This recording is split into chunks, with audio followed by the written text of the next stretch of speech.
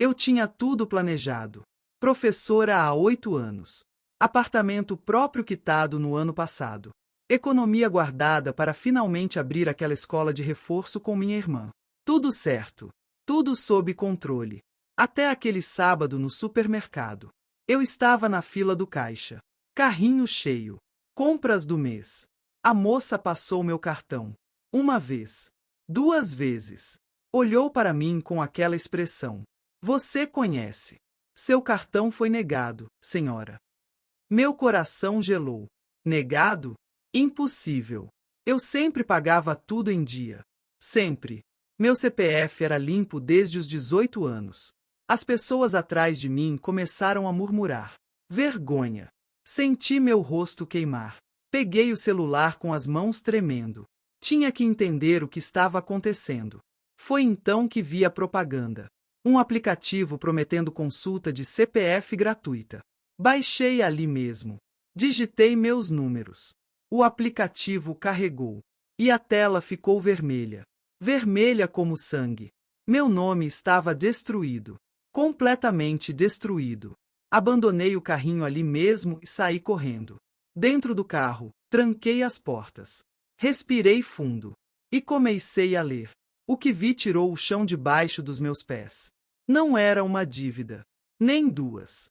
Era uma lista interminável. Cartões de lojas que eu nunca tinha pisado. Empréstimos em bancos onde nunca tive conta. Financiamentos de carros que jamais dirigi. 23 mil reais aqui. 15 mil ali. 8 mil mais adiante. Deslizei a tela. A lista não acabava. 32 mil, 41 mil, 12 mil. Fiz as contas mentalmente. 218 mil reais. Minhas economias. 10 mil. Comecei a tremer. Como? Como eu podia dever isso tudo? Mas então vi algo que me fez gritar sozinha dentro do carro. Contratos. Contratos com minha assinatura. Só que não era minha letra. Alguém tinha falsificado com perfeição cirúrgica. Olhei para aquilo e por um segundo duvidei de mim mesma. Será que tinha assinado aquilo em algum momento de distração? Não. Impossível. Mas a assinatura estava ali. Perfeita demais para ser falsa. Perfeita demais para ser minha. E o endereço cadastrado em todos os contratos não era o meu. Era de uma cidade a 400 quilômetros. Um lugar onde eu tinha estado apenas uma vez. Anos atrás. No casamento da prima do meu ex-marido. Como alguém sabia disso? Como conseguiram tantas informações sobre mim? Liguei para o banco. A ligação caiu 3 vezes. Quando finalmente consegui falar com alguém, a atendente foi direta demais. Senhora, seus documentos estão sendo usados há 8 meses. 8 meses. E antes de continuar com essa história, me conta aqui nos comentários. De qual cidade você está assistindo esse vídeo? Deixa aí embaixo porque o que aconteceu comigo pode estar mais perto de você do que imagina. 8 meses e eu não tinha percebido nada. A atendente continuou falando. Boletim de ocorrência. Contestar cada dívida. Perícias. O processo podia levar anos. Anos. Para limpar um nome que eu construí com tanto sacrifício. Desliguei o telefone e chorei. Chorei de raiva. De medo. De impotência. Minha irmã contava comigo para abrir a escola. Meus alunos me conheciam como a professora organizada, responsável. E agora? Agora eu era uma inadimplente de 200 mil reais. Mas então algo me fez parar de chorar. Uma das dívidas tinha sido aberta há 5 dias. 5 dias. Quem estava fazendo isso comigo ainda estava ativo. Ainda estava usando meu nome naquele exato momento. E se eu conseguisse descobrir quem era antes que fizessem mais estrago? Enxuguei as lágrimas. Não ia esperar pela polícia. Não ia ficar parada enquanto destruíam minha vida. Peguei o celular e comecei a anotar tudo. Datas. Valores. Endereços. Cada pista importava. Foi então que percebi um padrão. Todas as compras recentes tinham sido feitas na mesma região. Uma região perto do endereço falso nos contratos. Meu coração acelerou. O golpista estava lá?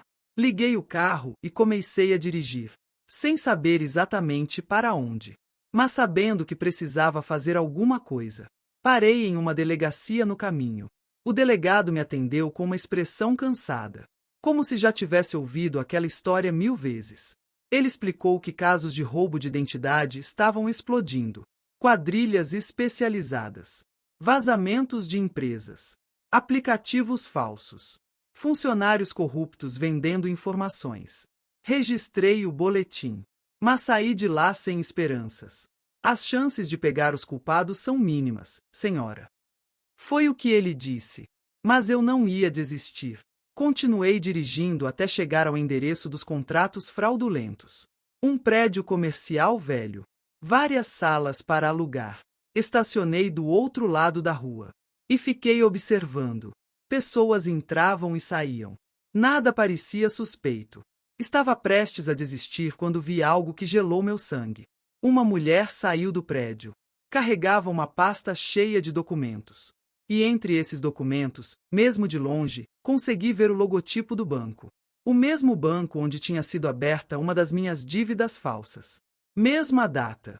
Não podia ser coincidência. Ela entrou em um carro e começou a sair. Sem pensar 2 vezes, comecei a segui-la. Mas o que eu não sabia era que alguém também estava me seguindo. Um carro escuro mantinha distância. Sempre ali. Algumas posições atrás. Eu estava tão focada em seguir a mulher que não percebi. Atravessamos a cidade. Bairros que eu nunca tinha visitado. A mulher finalmente parou em frente a uma casa comum. Classe média. Nada que chamasse atenção. Estacionei mais adiante. Esperei. Meu celular tocou. Número desconhecido. Atendi com o coração disparado. A voz do outro lado estava distorcida. Claramente modificada por algum aplicativo. E o que essa voz disse me fez perceber que tinha entrado em algo muito maior e muito mais perigoso do que imaginava. Você deveria ter ficado em casa, Fernanda. Como sabiam meu nome? Como sabiam que eu estava ali? Olhei pelo retrovisor. O carro escuro estava estacionado algumas vagas atrás. Alguém dentro dele olhava diretamente para mim. Pânico total. Liguei o carro e acelerei. Sem direção.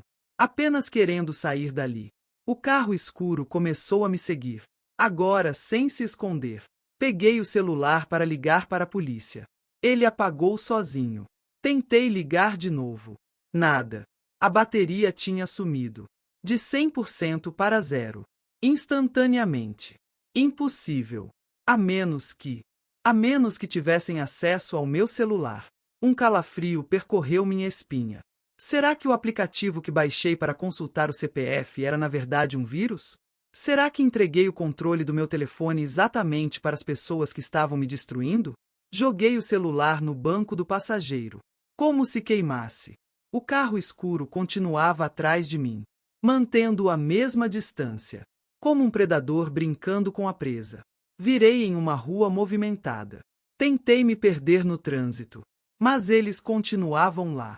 Foi então que tive uma ideia. Arriscada. Muito arriscada. Mas talvez fosse minha única chance.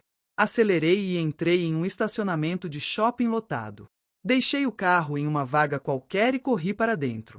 Perdi-me no meio da multidão, olhando para trás a cada segundo. Entrei em uma loja de eletrônicos. Pedi ajuda ao vendedor. Expliquei rapidamente que precisava de um telefone novo, que o meu tinha sido hackeado. Ele olhou para mim com desconfiança. Mas vendeu. Paguei em dinheiro. Não ia usar cartão. Cada transação deixava rastro. Fui ao banheiro do shopping e me tranquei em uma cabine. Com o celular novo, comecei a pesquisar sobre o endereço do prédio comercial. E o que encontrei me deixou ainda mais assustada. Aquele endereço tinha dezenas de denúncias online. Pessoas reclamando de golpes, de documentos roubados, de identidades clonadas. Todas as histórias pareciam com a minha. Mas havia algo mais. Uma das vítimas tinha conseguido expor parte do esquema. Antes de engolir seco, antes de desaparecer, a pessoa simplesmente tinha sumido. A família procurava há meses. A última coisa que tinha postado nas redes sociais era sobre ter descoberto o prédio comercial e ir atrás dos golpistas. Senti minhas pernas fraquejarem. Será que tinha me metido em algo que envolvia não apenas dinheiro, mas algo muito mais sombrio? Mas agora era tarde. Eles já tinham me visto. Já sabiam quem eu era.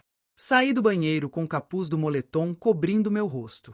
Caminhei rapidamente entre as pessoas, tentando não chamar atenção. Precisava sair dali. Ir para algum lugar seguro. Mas onde?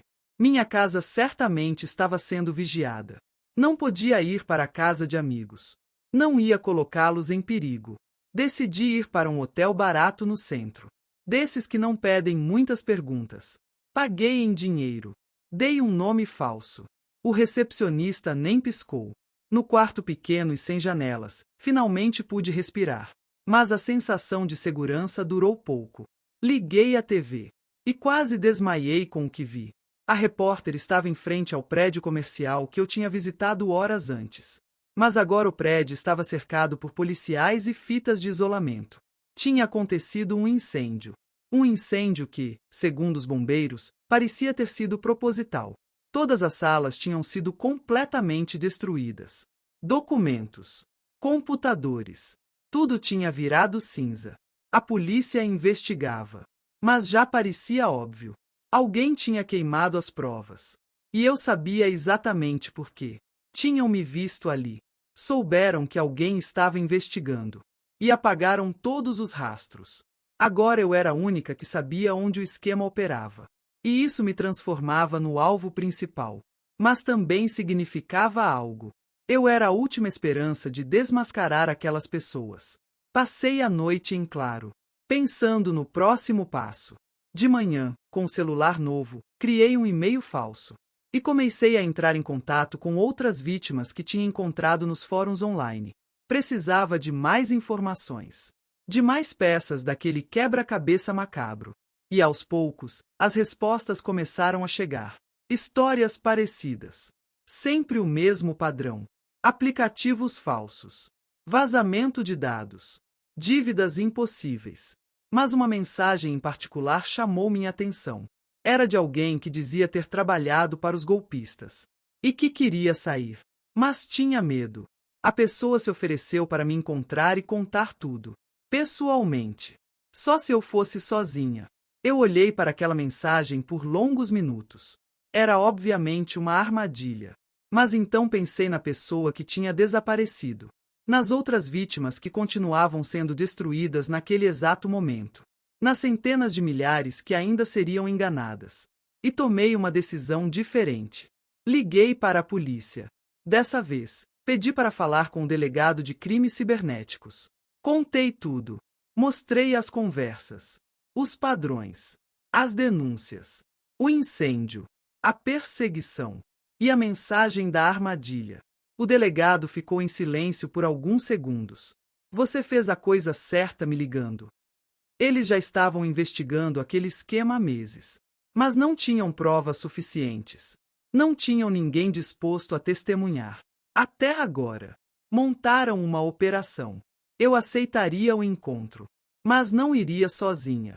A polícia estaria lá. Escondida. Esperando. 3 dias depois, a operação foi deflagrada. 17 pessoas foram presas. Incluindo funcionários de bancos. De operadoras de telefonia. De empresas de tecnologia. O esquema movimentava milhões. Centenas de vítimas. Milhares de CPFs roubados. Meu nome foi limpo. As dívidas, canceladas. Mas as cicatrizes. As cicatrizes ficaram. Porque essa é a verdade sobre a violência digital. Ela não deixa marcas no corpo, mas deixa na alma. Toda vez que eu baixo um aplicativo, meu coração acelera. Toda vez que recebo uma notificação do banco, eu tremo. Toda vez que alguém me pede meu CPF, eu hesito. E sabe qual é o pior? Isso pode acontecer com você. Hoje. Agora.